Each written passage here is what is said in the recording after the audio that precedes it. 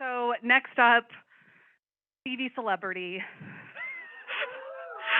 is XD director. Oh, that actually says NYC. He's actually a Manhattan Beach guy or Chicago.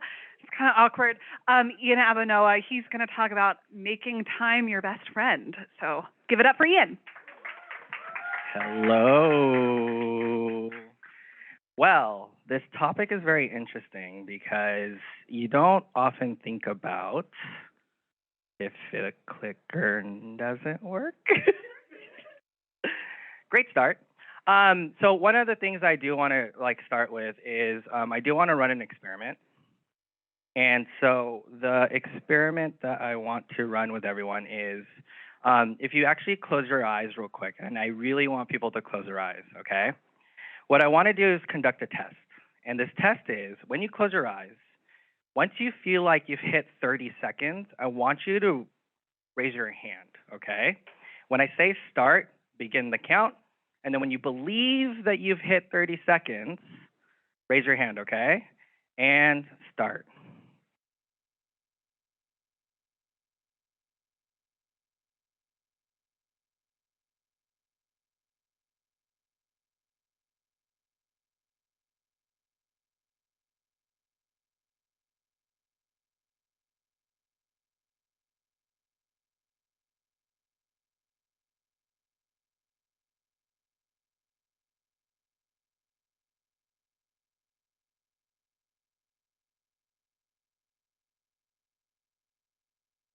Okay, cool.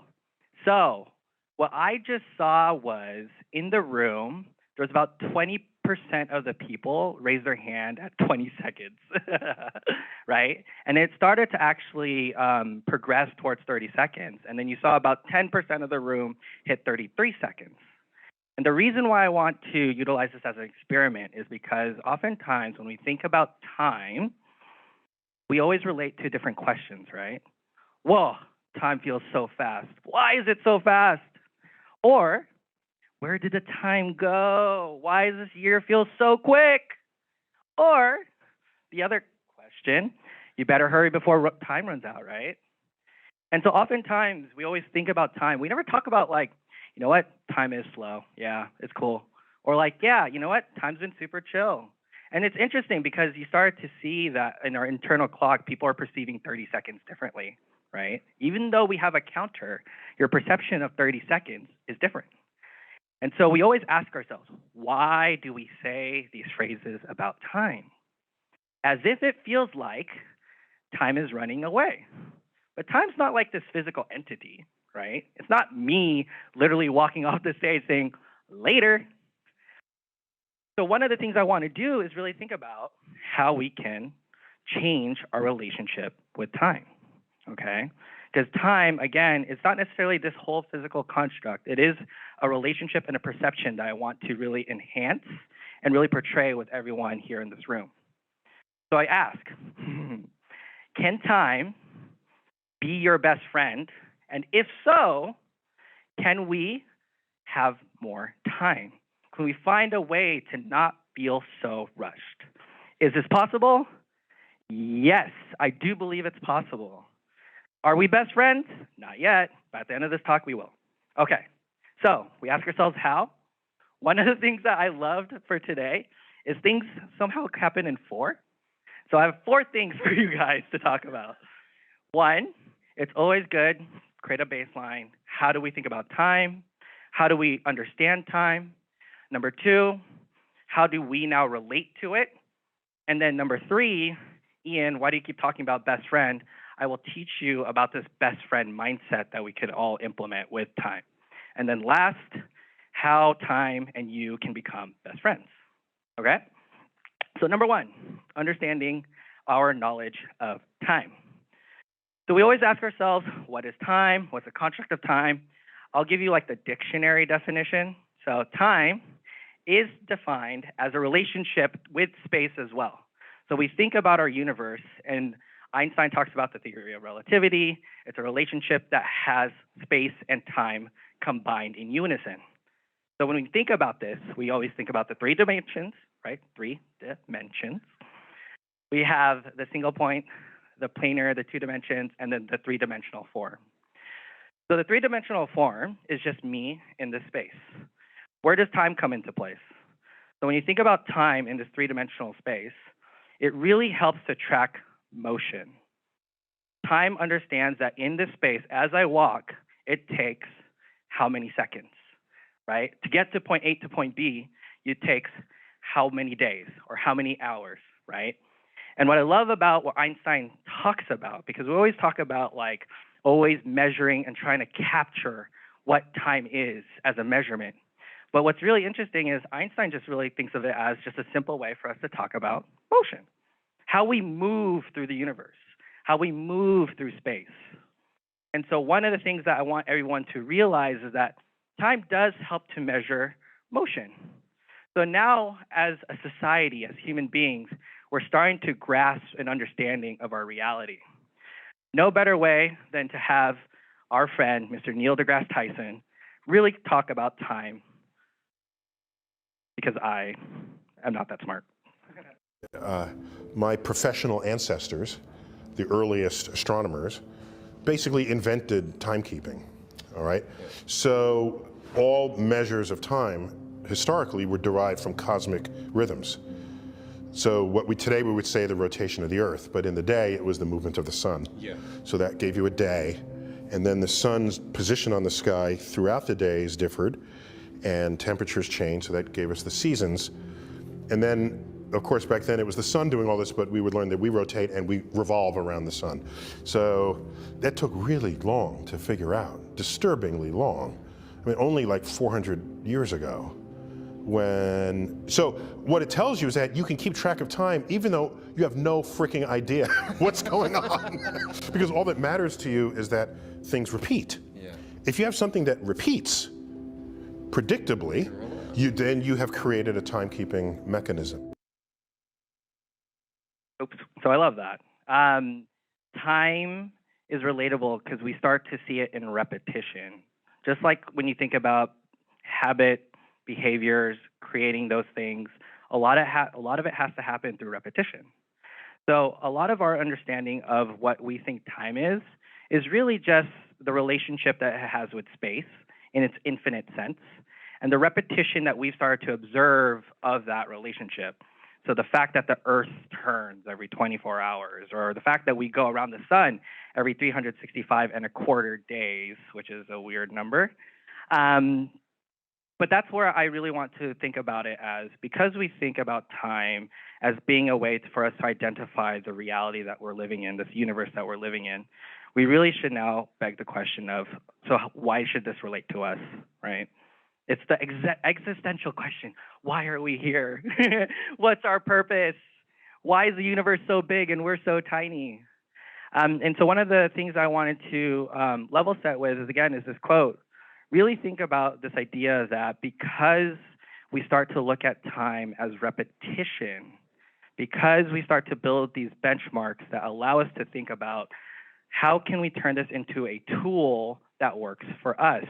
Because as a society, we get scared when we can't predict things. You all of a sudden are trapped in what Neil deGrasse Tyson talks about, the prison of the present, where you could only maybe perceive what has been done and what you might do in the future. And so we're always, as we walk through time in 3-dimensional space, you could go forward and backwards. But with time, it's only forward. And it creates a lot of this anxiety that we have. And so what happens is once we start thinking about trying to be predictable, we create these timekeeping mechanisms. And what happens is they start to build a perception that time has finite stages, right?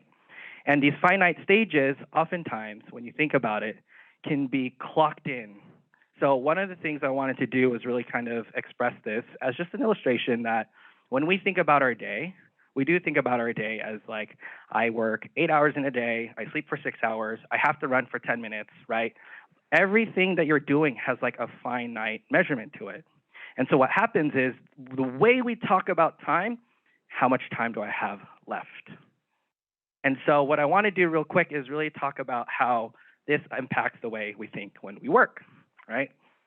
So there's a couple of ways to think about this. So on the very far right is standard workday, 8 hours, 9 to 5. In the middle, we're all probably familiar with this one. This one's maybe like a 10, 12-hour day. The one on the left, hopefully we get to experience this every once in a while. But if you think about the relationship that you have, oftentimes it's a reaction to a deadline, right? Hey, deadlines, when you think about it, have a finite perception to them. Again, making us think, how much time do we have left?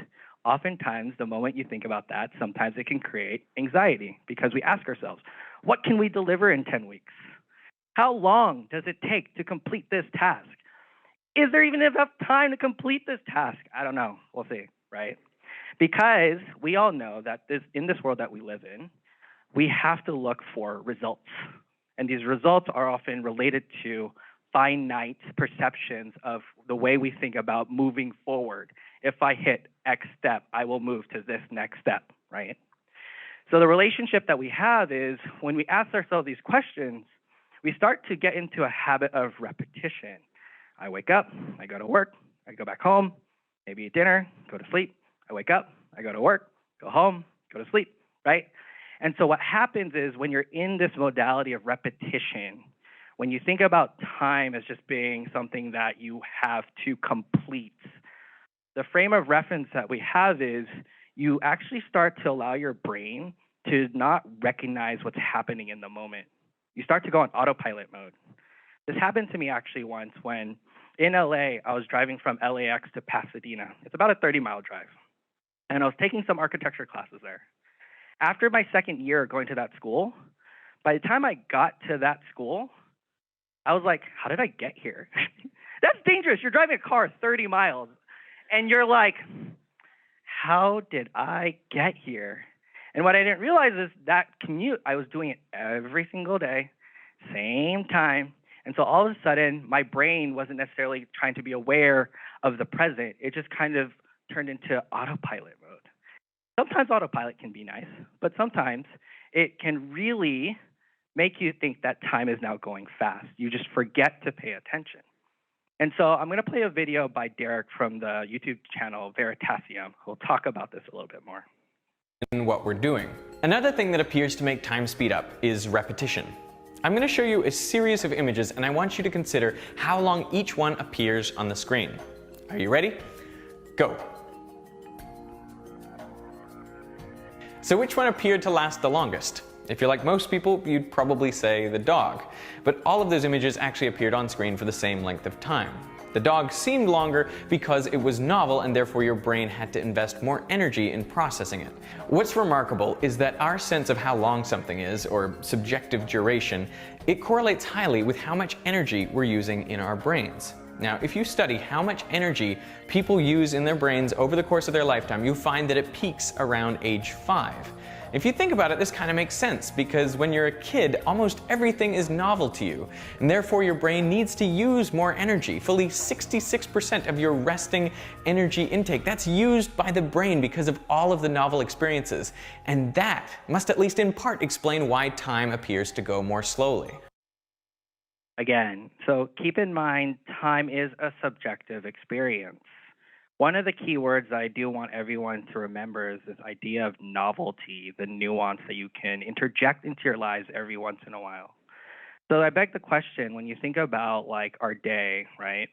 Sometimes we think about what can we change with our relationship with how we engage at work to make time slower? Do we feel like it's possible? How do you engage? How do you even start? And yeah, I do believe it's possible.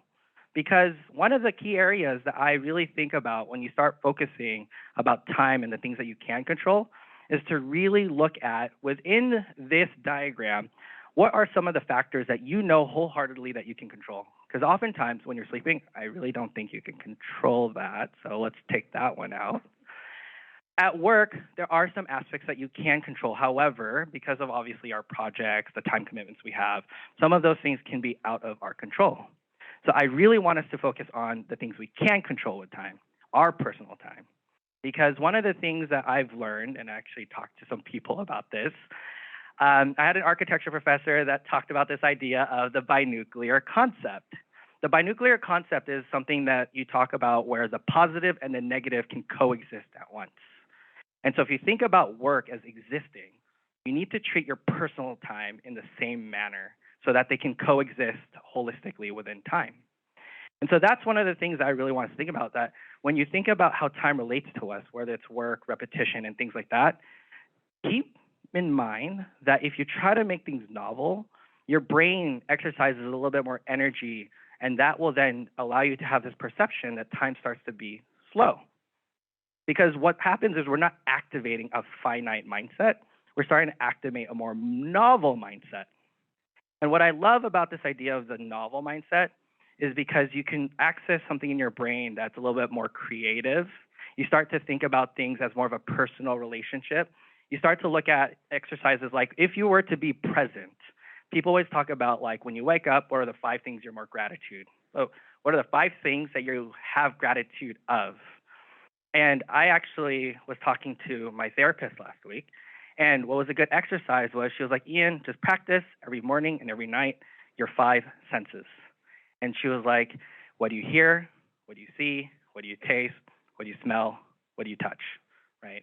And so every single day I'm noticing these things, and every single day I can practice being present in different moments of the day. When I get coffee, what do I hear? What do I taste? When I'm walking to work, what do I hear? What do I feel? What do I taste? What do I smell? And what happens is because these are new things that you're picking up with every single day, your brain is starting to exercise that energy that you had when you were younger. And so one of the things that I really want to highlight is that the reason why I like to use the word best friend is because best friends are often respectful. Best friends often know who we are, they're patient with us, and so when we think about this pressure that we put on time, why can't time relieve the pressure from us? So that's where I want to think about time as best friend qualities, right?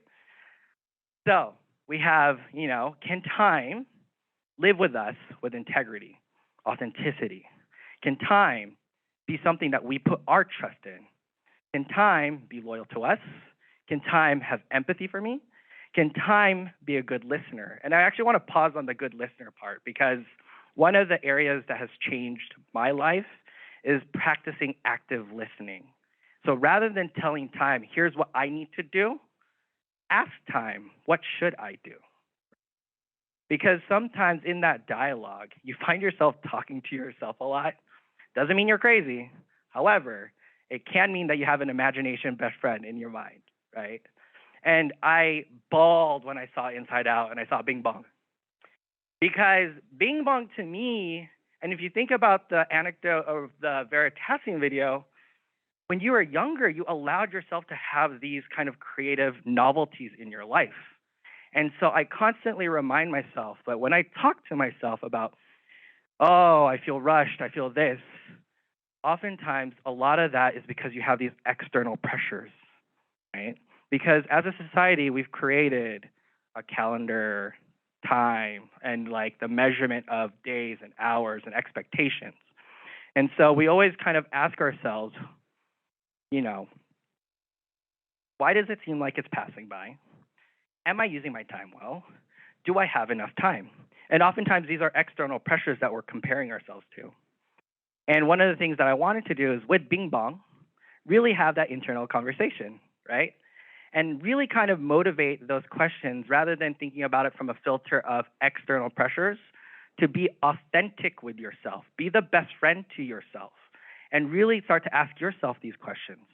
How do I feel in this present moment in time? Am I enjoying the time I have now? Do I appreciate the present moment in time? And a lot of these are internal dialogues that you will have to have with yourself, because no one's necessarily going to do it for you. Everyone's on their own clock. And I think that's the beauty about like the universe. It's relative. It's how we perceive our relationship to the things around us. Oftentimes we could create one-to-one relationships because I'm a physical person, you're a physical person. I know that there's like 6 feet between us, right? But when we talk about time and the exercise that we did this morning, people thought 30 seconds were different. And that's the thing that we should appreciate. Everyone has that self-perception that we have with time. So keep in mind, when you have this, really think about staying in the moment, staying in the present. If we are trapped in this prison of the present, as they so call it, why not make the most out of it? Really start to ask yourself, if you can change situations, can you walk away from it? Can you accept it? Or can you change it? Having that internal dialogue with your best friend, because your best friend will tell you the truth. They'll be like, hey, Ian, how much time is going to be to do a DJ set, right? My internal dialogue would be like, dude, that's probably going to take you like 2 weeks. I'll be like, damn, that sucks. So one of the things I always tell myself is, hey, Ian, do you have pressure doing this? Nah, just do it as you feel. Because one of the things that I realized, and this is one of the areas that I have gravitated towards when I do my YouTube watching, Simon Sinek has this whole talk around the finite game and the infinite game. And so I try to allow, if I can't really change what's happening in my work life and in my sleep, then in my personal life, I want to play the infinite game, where if I put pressures on myself, is it necessary? Can I think about it as the long-term effect of infinite growth, right? So that's why I want to introduce the best friend mindset, right?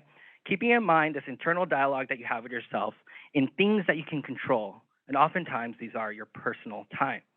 So going back to that quote, keep in mind what was beautiful and humbling was the fact that a 5-year-old experiences time differently. And oftentimes we're like, man, I'm too old for this. I don't know if I could do it, right?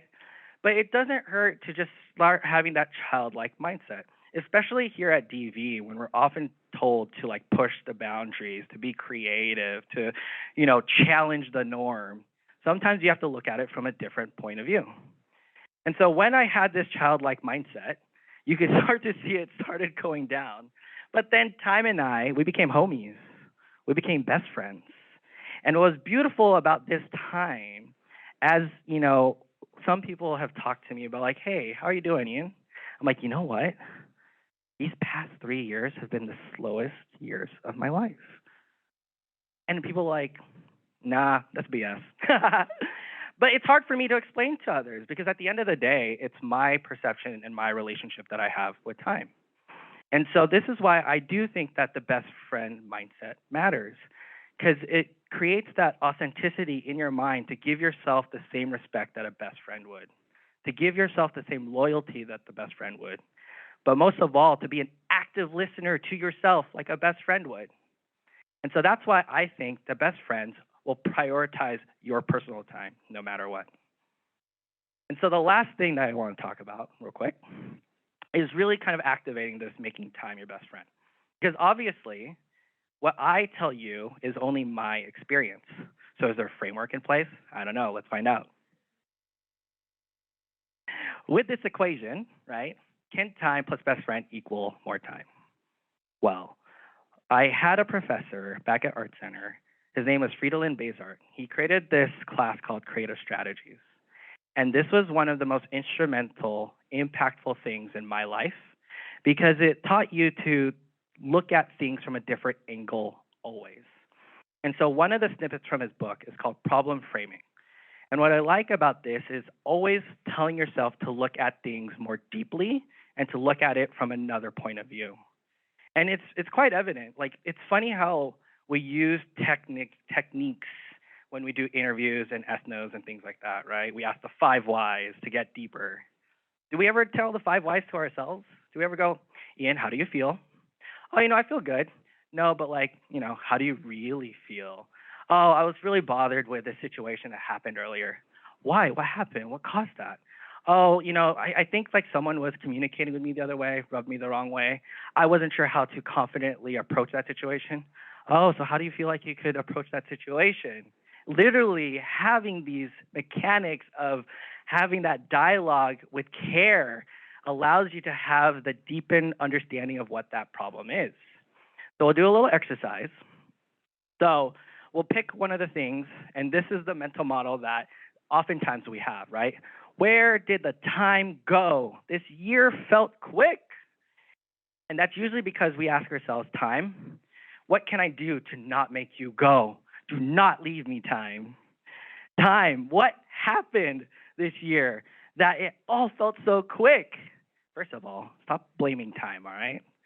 Second of all, let's flip the script. Let's use this problem reframing tactic. Let's ask ourselves that question.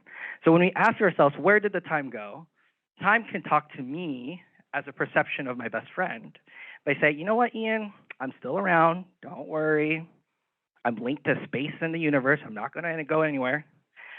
But when you're busy, I've noticed you don't really pay attention to me. Hey, Ian, do you spend time having fun and appreciating and noticing the small things? And that's when I had to have the conversation. Let me reframe that question. Let me reframe that problem. How can I notice time more? And express gratitude by recognizing the small things. And the reason why I'm reframing this constantly is because it's a reaction to the conversation that I had with time, a reaction to the conversation that I have with myself, a reaction to the conversation that time, myself, are best friends. And so you could see that I'm pulling it out. Oh, Ian, I'm still around, but when you're busy, you notice me less. Okay, time, how can I notice you more? Hey, Ian, did you spend time having fun or appreciating and noticing the small things? You know what, time, I'm sorry. And how can I express gratitude? How can I actually be proactive about recognizing the small things? And so you start to see a mental shift. And that mental shift, as you can see here, when you talk about it from a mindset with no relationship, and you think of time as just this finite tool that doesn't have feelings or is, zero empathy involved, you start to put these restrictions. You actually start to utilize those external pressures, right? And so when you say, where did time go? This year felt quick. Sometimes it has a tonality of like feeling regretful, like you should have done more. Sometimes it's making you only focus on the past, but remember to always stay in the present. And sometimes it'll just create anxiety while you're living the present and you can't focus. And so what happens is your body goes into repetition mode because you're always going to be anxious. You're always going to be anxious. And so your brain, through that repetition of behavior, will just put it into autopilot mode. So when we rephrase, we start to see that the mindset that you have starts to become more optimistic. The mindset that you have starts to focus on what's in front of you right now. And the mindset that you have is proactive. Let's play this infinite game. There is no rules. There is no end. Let's keep playing forever. Now, when I say making time your best friend, one of the things I want to keep in mind is the fact that time as a best friend helps you to bring that novelty into your life. So, do we believe time plus best friend equal more time? I think so, because why? We have 4 tools. We can, because one of the areas that I'm very passionate about is the fact that when we ask ourselves, what's our relationship to time? How do we exist? It's all relative, baby. Einstein said so. The other side of it, too, is always know that because it's a part of our universe, it's an infinite type of a relationship that we can have. Everyone can have their own type of experience with time. Remember, when you want things to feel slow, be more present, make things more novel in your life. Notice the small things like, oh, this is a cool spot. That's nice, Because what happens is you're starting to allow your brain to train yourself back to when you were 5 years old. And then the second thing, again, really start to have that internal dialogue. At the end of the day, best friends prioritize you, your time, even if they're imaginary. Bing Bong said so. And then the last one, again, really thinking about it, that because you have this best friend mindset and you have this relationship with time, that time allows you to see things as novel. It really starts to create gratitude throughout the day. And so I need to end with this, and I know this is quick, this is impactful, but you know what? I had so much fun having time spent with you that sometimes you have to give time some time.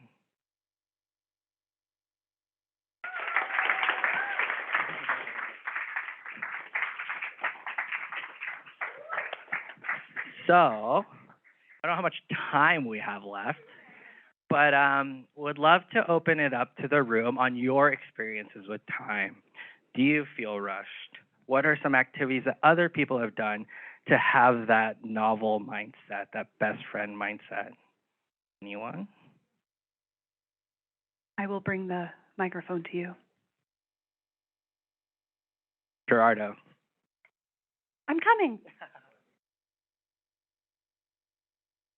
Thank you, Ian. That was great. And I think I could be wrong, and I hope that I'm wrong, actually. But I do feel pressured, and I think that's because all of us have a deadline, which is, at the end of the day, is death, right? It's the life that we have here.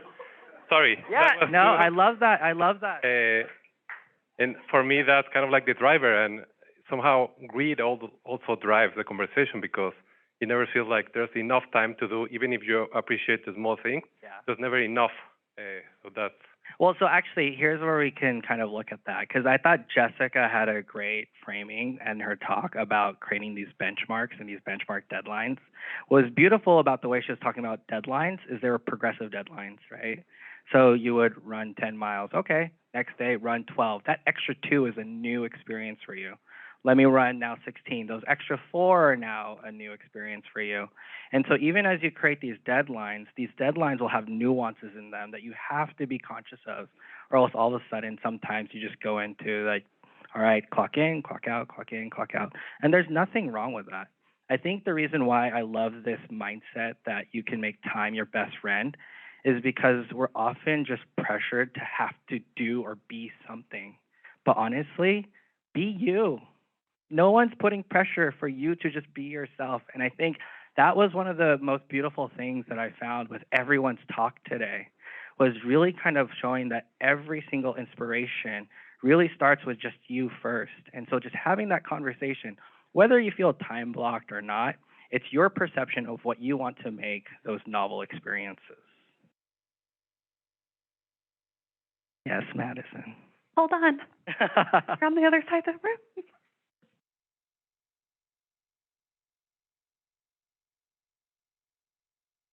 What would your advice be to someone, or when you're thinking, oh, if I just get to this, once this passed, then I'm going to feel great. Like, this is how I'm thinking about G&I. Like, let me ask. November 1st, I'm going to have a life again. Let me throw it back to you and be your best friend. How do you think you'll feel when that's over? Relieved. And why does that make you feel relieved? Because I don't have to do it again. And so what do you feel like you can do next? Be more present in my personal life and focus on other roles that are also important to the business. That's your next deadline. My next deadline. Oh, meaning the next step that you wanted to choose for yourself. Because, like, the way I've always kind of thought about things is, I mean, granted, like, we have a lot of these external pressures always, right? So, did I graduate on time? I didn't. Do I own a house? Nope. Right? And so, like, one of those things that I think is really good is when you think about these deadlines, it should be deadlines that just matter to you. I think Gerardo put a great point. Like, those things are going to be things that help you move and make you feel comfortable in your own shoes. And so I really do love that you talked about, like, okay, once I'm done with this deadline, what do I do next, right? Sometimes you just have to have that conversation. And it could be a vague goal. There is no, oh, I need to be, like, you know, owning a Maserati, I don't know, by the time I'm, like, 40, I don't know. I don't know why I looked at you, I'm sorry. But you have to ask yourself that question then, right? Ian, why do you feel like you have to buy a Maserati when you're 40? Oh, because I feel like it's just the next step. Why do you feel like it's the next step? Oh, because it's a sign of XYZ accomplishment. Do you feel like that's the only sign of XYZ accomplishment? And then you kind of have that dialogue, because it will help you to just be okay with expectations of the future. I think we struggle because we want certain outcomes to be there all the time. And sure, at work, we can strive for that. But what I really want to do is balance you on the other side, because as we're always focused on work, sometimes we actually negate our personal kind of health and well-being and mindset. I've, you know, and a lot of people have known, like, I travel a lot, to the point where I don't work out to the point where I eat a lot of fast food, right? And it's not something that I'm proud of. However, my best friend would be like, Ian, I don't know you're using your time well by like eating at McDonald's at the airport, right? And I'd be like, why do you feel like, Ian, that you have to eat McDonald's at the airport? I'll be like, because I'm stressed and anxious. Why are you stressed and anxious? It's because, I'm always traveling and I need to find comfort. And when I was a kid, McDonald's brought me comfort. And be like, okay, so Ian, if McDonald's gives you comfort, is there anything else that gives you comfort? Music. Oh, that's cool.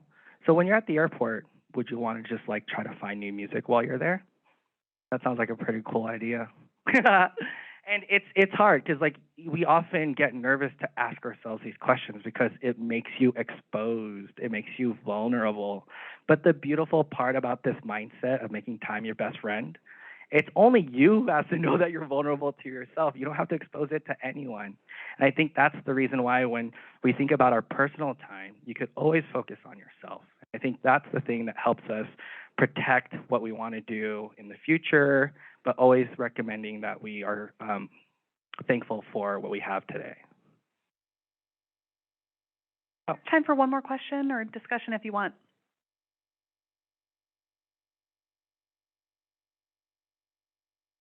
You could book me for Pineapple DJ gigs afterwards. Kidding. No, because people actually like, and real quick, just before I end. So I just started teaching. I'm, on a venture that travels. I DJ on the side. People are like, how do you have time? I'm like, I just don't rush time. Time and I were best friends. We cool. And that's it. And I've brought like a sense of like peace to how I'm perceiving all the activities. Honestly, I did this deck Sunday night and and I slept at 2 a.m. But then I woke up the next morning. I was like, that was a good time. It was fun. I enjoyed it. But it's a weird shift. But I think a lot of times it's really having that internal dialogue with yourself, just to make yourself your best friend.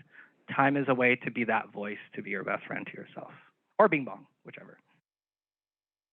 Thank you.